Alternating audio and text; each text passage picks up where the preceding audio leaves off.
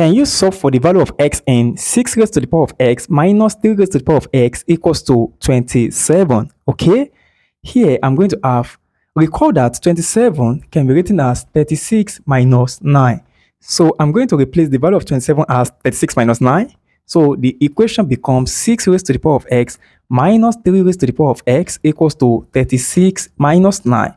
Now 36 equals to 6 raised to the power of 2 and 9 equals to 3 raised to the power of 2. So I'm going to have 6 raised to the power of x minus 3 raised to the power of x equals to 6 raised to the power of 2 minus 3 raised to the power of 2. Comparing both sides, I can set 6 raised to the power of x equals to 6 raised to the power of 2. So 6 raised to the power of x equals to 6 raised to the power of 2. Now I can set their power to be equal. Why? Because the base are the same. So x equals to 2.